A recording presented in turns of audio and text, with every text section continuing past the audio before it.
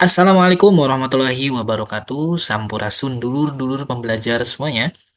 Pada kesempatan kali ini kita akan sama-sama belajar bagaimana cara daftar NPWP online ya melalui Cortex DJP.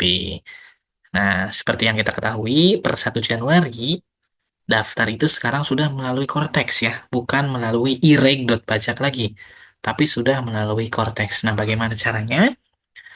Kita akan sama-sama belajar di sini ya.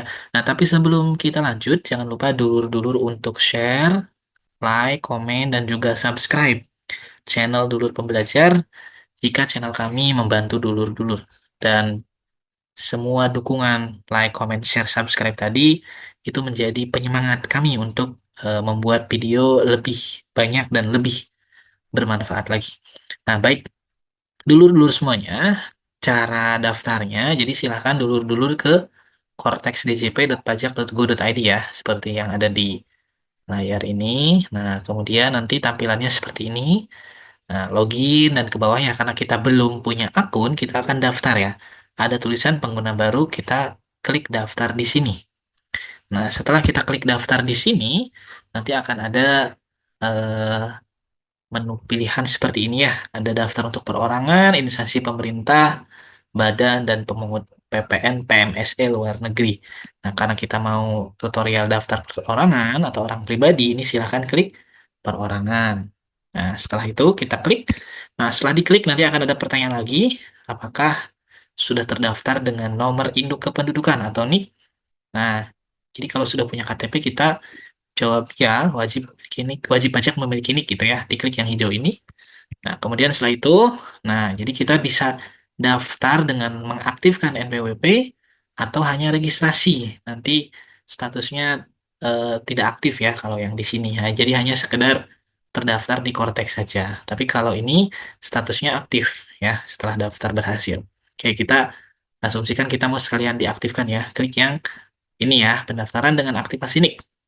Nah, setelah itu nanti kita akan diarahkan ke identitas wajib pajak ya. Kita diminta untuk mengisi NIK, nama, tempat lahir, kemudian tanggal lahir, jenis kelamin, status perkawinan, agama, pekerjaan, nama ibu kandung, nomor kakak, kemudian hubungan keluarga. Nah, ini datanya ada di KTP dan kartu keluarga kita. Nah, jadi datanya sebelum kita isi di sini, kita siapkan KTP dan kartu keluarga kita. Nah, kalau dulur-dulur masukkan NIK ada keterangan nomor identitas nasional diduplikasi, itu tandanya NIK dulur-dulur sudah terdaftar. Jadi tidak perlu menggunakan menu daftar di sini, tapi silahkan klik aktivasi akun ya. Kalau tulisannya ada nomor identitas nasional diduplikasi. Nah, cara aktivasi akun kita juga ada video yang lainnya, jadi silahkan yang ada keterangan seperti ini, tonton video kami yang lain, ada tulisannya aktivasi akun Cortex ya. Nah, kalau yang nggak ada keterangan seperti ini, nicknya sudah dimasukkan dan sesuai, itu bisa lanjut ya proses pendaftarannya. Nah, seperti ini ya. Masukkan nick, nama, kemudian tempat lahir, negara asal, tanggal lahir, jenis kelamin, status, agama, pekerjaan, nama ibu kandung, nomor kakak, status hubungan keluarga. Nah, baru bisa kita klik verifikasi.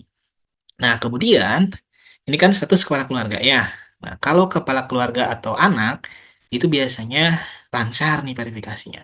Tapi kalau dulur-dulur statusnya istri, nah itu pastikan suaminya sudah punya NPWP dan dulur yang sebagai istri itu datanya dimasukkan di akun Cortex-nya suami ya. Kalau belum terdaftar atau belum sinkron data eh, istri yang di akun suami dengan nomor kakak yang belum sinkron juga ini biasanya tidak bisa lanjut ya.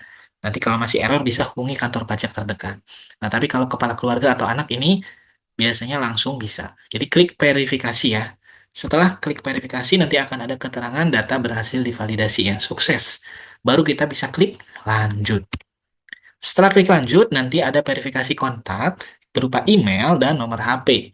Ya, masukkan email, kemudian nomor HP, kemudian ini nanti tombol verify-nya nyala ya, silahkan diklik. Yang email, yang nomor HP juga silahkan diklik. Supaya apa? Supaya kode verifikasi atau OTP masuk ke email dan nomor HP kita. Ke email berupa kotak masuk email, ke nomor HP berupa SMS. Dan catatan untuk nomor HP ini, pastikan memiliki pulsa ya. Kenapa? Karena nanti setiap SMS ada biaya Rp500. Kalau nggak ada pulsanya, kodenya biasanya tidak akan masuk ya. Jadi silakan diisi pulsa dulu sebelum klik verify. Kalau sudah terisi pulsa, silakan klik verify. Oke, klik dua-duanya verify ya. Ini diklik, nanti akan muncul kode verifikasi telepon berhasil dikirim dan kode verifikasi email juga berhasil dikirim. Nah, setelah itu cek kode yang masuk ke kotak masuk di email dan yang masuk ke kotak masuk di pesan ya. Berupa SMS, nanti masukkan ke kotak yang ini ya, di sini dan di sini. Contohnya ini ya, kalau di email nanti ada kode yang ini dikopas. Nah, masukkan ke kotak yang sini. Yang SMS juga sama ya, masukkan ke sini. Klik verifikasi, ini juga klik verifikasi, supaya nih tombol ini bisa nyala. Karena step sekarang itu, kalau ininya belum hijau nih, ini nggak bisa lanjut. Oke? Dan jika kode verifikasi tidak masuk ke email atau ke SMS, itu kemungkinan jaringan sedang error. Nah, kalau jaringan sedang error, solusi lain adalah daftar offline ke kantor pajak terdekat. Nah, jika lancar, verifikasi masuk semua, selanjutnya kita klik verifikasi dan klik verifikasi sehingga akan ada notifikasi berhasil memverifikasi nomor telepon dan berhasil memverifikasi alamat email. Baru kita bisa lanjut dengan mengklik lanjut ini ya. Oke.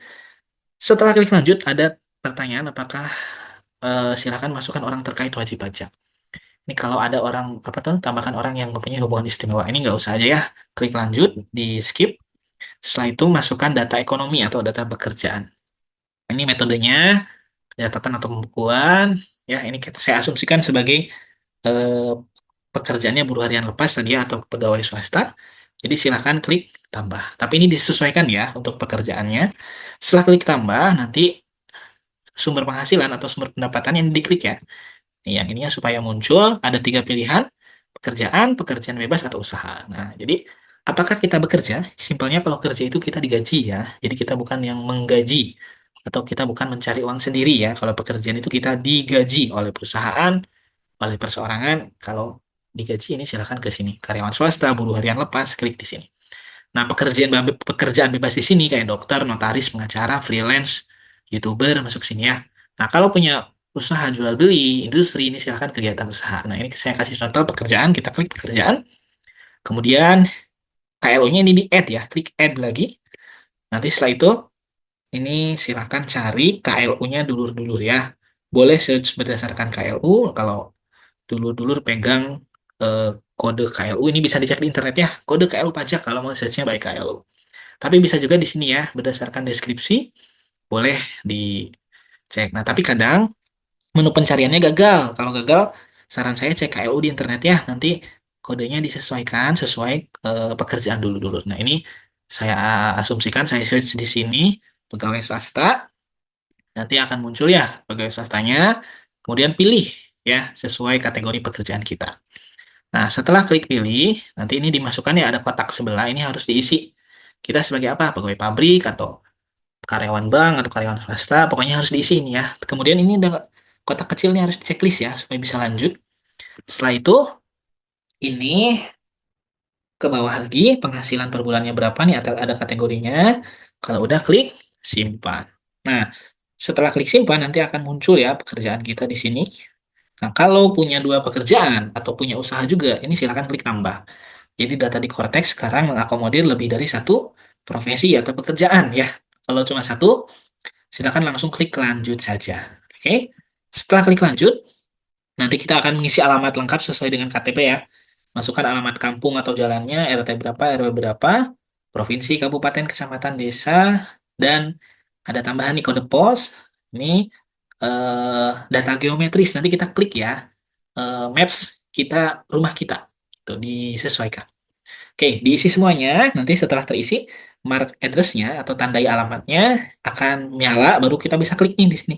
Kita klik mark address-nya, kemudian, nah ini maps-nya, titik yang ini yang saya buletin, silahkan disesuaikan di rumahnya dulu ya. Kalau sudah klik simpan. Nah, setelah klik simpan, ini ada copy from domisili, ada data KTP dan data tempat tinggal gitu ya. Kalau sama ini silahkan eh, di copy ya, domisili dengan KTP-nya sama, misalkan ya satu alamat saja, silahkan copy. Oke, setelah klik copy, nanti datanya akan pindah ke bawah. Nah, kalau dulur-dulur punya banyak alamat, ini bisa ditambahin ya, alamat tinggal dulur-dulur selain alamat ini kalau lebih dari dua gitu ya, lebih dari dua alamat. Tapi kalau satu cukup copy aja, kemudian klik next. Setelah klik next, ada ambil foto ya. Ini bisa upload foto langsung, face recognition, bisa tag ke foto juga, gitu ya. Nah, setelah kita klik, nah nanti kalau mau face recognition, pokoknya wajahnya jangan harus ini ya terlihat ini apa biometriknya nanti yang dicek ya. Nanti kalau sudah klik, sudah pas, klik ambil foto, kemudian klik validasi foto. Nah, setelah dulu-dulu klik validasi foto, kalau berhasil ada tulisan successfully verified your image. Jadi terverifikasi ya.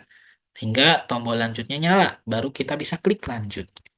Nah, setelah klik lanjut, udah selesai pengisiannya. Ini hanya tinggal konfirmasi bahwa data yang disampaikan itu sudah benar dan lengkap dan setuju untuk menggunakan wajib pajak sebagai sarana penerimaan surat dan dokumen perpajakan. Ini di checklist atau dicontreng, klik ajukan permohonan sampai ada pemberitahuan terima kasih telah mengirimkan permohonan Anda. Silahkan periksa email. Nah, setelah ini kita cek kotak masuk, akan ada banyak kotak masuk yang kita terima, meliputi. Ini ada ya, dibaca silahkan hak dan kewajiban wajib pajaknya, bentuknya PDF. Kemudian ada BPS atau bukti penerimaan surat kalau kita sudah daftar. Kemudian surat penerbitan akunnya. Nah, ini berisi password ya, supaya kita bisa login di akun Cortex-nya. Nah, ini yang paling penting nih, NPWP elektronik ya. Kemudian ada surat keterangan terdaftar, ada surat sambutan, dan surat keterangan aktivasi. Tadi kan karena kita pilih menu sekalian aktivasi nick-nya. Oke ya. Nah, yang paling penting dulu-dulu ini ya, dua ini harus ada. Kalau yang lain nggak ada bisa gampang lah ya nyusul atau minta ke kantor pajak. Kalau dua ini dibutuhkan. Kenapa? NPWP kan khawatirnya kita buat persyaratannya yang elektronik. Penerbitan akun nanti isinya password ya. Nah, kita buka coba PDF-nya ya seperti apa. Nah, kalau NPWP nanti dulur-dulur dapat NPWP elektronik seperti ini ya. Nah, kalau satunya lagi password, nah seperti ini. Jadi nanti ada password akunnya, ini dikopas ya untuk login di Cortex. Gitu ya, NPWP dan password di surat penerbitan akun. Nah, setelah dapat ini, langsung aja dulu coba login ya di Cortex, balik lagi ke menu awal cortexdjp.pajak.go.id, masukkan nick dan kata sandi yang ini ya, yang dulu dapat ini dikopas aja dari PDF-nya, kemudian masukkan kode keamanan dan klik login. Nah, setelah klik login, kalau berhasil, ini biasanya diminta ganti kata sandi ya. Silahkan buat kata sandi baru yang mudah diingat, minimal 8 karakter, berarti lebih dari 8 boleh ya. Di antara 8 karakter atau lebih tersebut, ada satu huruf kapital, satu angka, dan satu karakter khusus. Tanda seru, tanda tanya, pagar, bintang ya. Oke, kalau sudah diklik dua kali, kemudian centang pernyataan benar dan lengkapnya, kemudian klik lanjut. Nah, setelah klik lanjut, nanti masukkan paspres. Nah, paspres ini digunakan untuk penandatanganan dokumen elektronik. Kalau dulur-dulur mengajukan apa namanya pengajuan dokumen elektronik ya. Nah, kalau sudah diklik dua kali, diketik dua kali, baru klik simpan. Nah, mungkin di antara dulur-dulur ketika login di sini tidak diarahkan ini ya, ubah kata sandi bisa jadi. Itu nggak masalah, nanti bisa ubah kata sandinya di setelah login ya. Oke. Nah, setelah itu klik lanjut, kemudian klik simpan ya. Setelah paspres tadi, baru ada tulisan keluar dari portal, klik akses halaman login. Nah, setelah itu login ulang, baru klik login, masukkan nick, kemudian kata sandi yang baru diubah, kemudian kode keamanan yang berupa angka, baru klik login. Setelah itu, dulur-dulur bisa berhasil login di Cortex. Itu ya. Mudah-mudahan bermanfaat. Terima kasih. Assalamualaikum warahmatullahi wabarakatuh.